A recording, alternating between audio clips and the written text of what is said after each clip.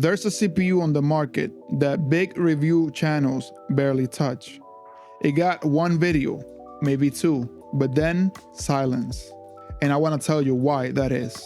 This is the underdog case. And the evidence is on the screen right now.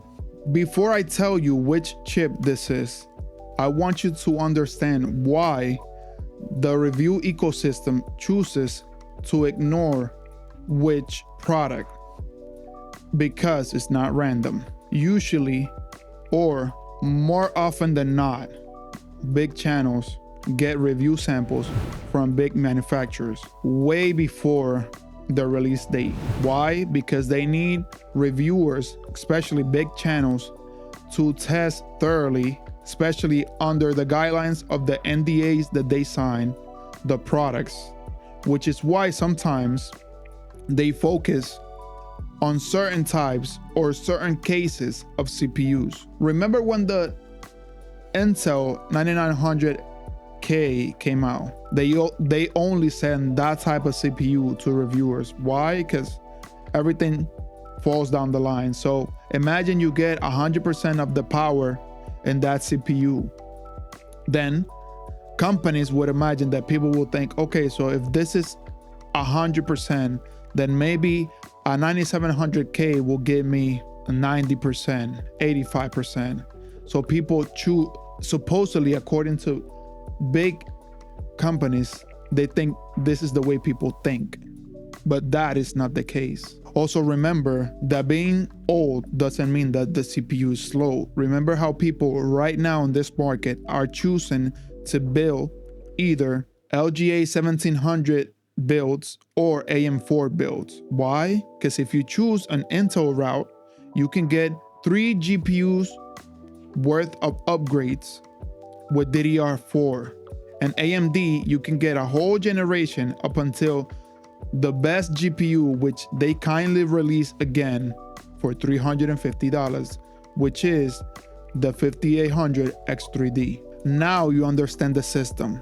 So when I tell you which chip it is, you'll understand why it's flying under the radar. Remember back when AMD released the AM5 platform, the huge upgrade from DDR4 to DDR5, and the huge upgrade in gigahertz that we went from 4 gigahertz all the way to like 5.2, 5.3. They released a GPU later down the line that barely any reviewers either got their hands on or made a review of, which was the little brother of the 7500F, which is technically a 7500F, but a little underclock.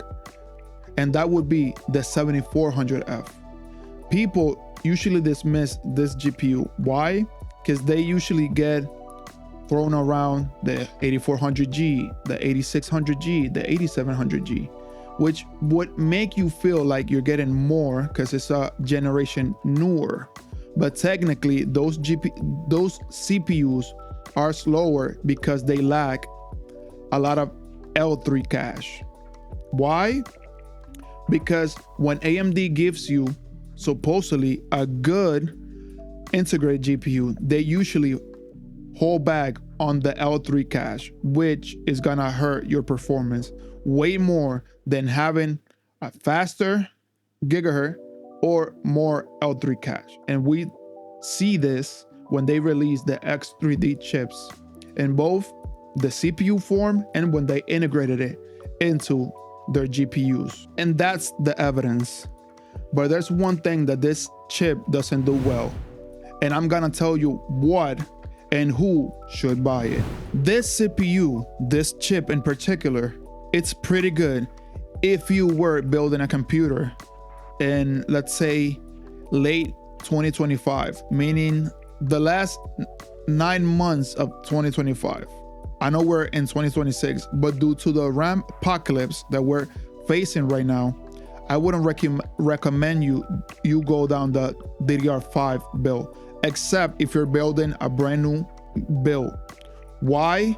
Because if you're building for platform longevity, then yeah, either the new Intel or AMD AM5 is gonna be better in the long run if you choose to splurge for the Rampacalypse right now. But if you want to build something also in the Rampacalypse and you want to choose to upgrade because you're planning on doing something heavy multitask adjacent later down the line, then sure, you can use this CPU as a stepping stone.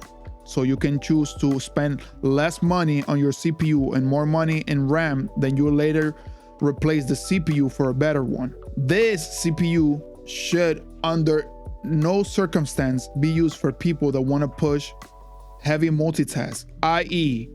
heavy workloads such as video game and streaming at the same time, or heavy workloads of video editing or Blender or heavy multitask threaded things in general. Why? It's only a 6-threaded CPU.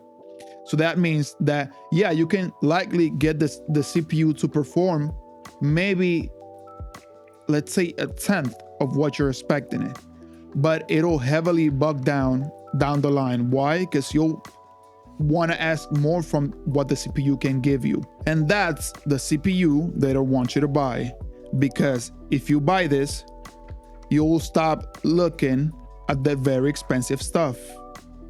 And that's the underdog case.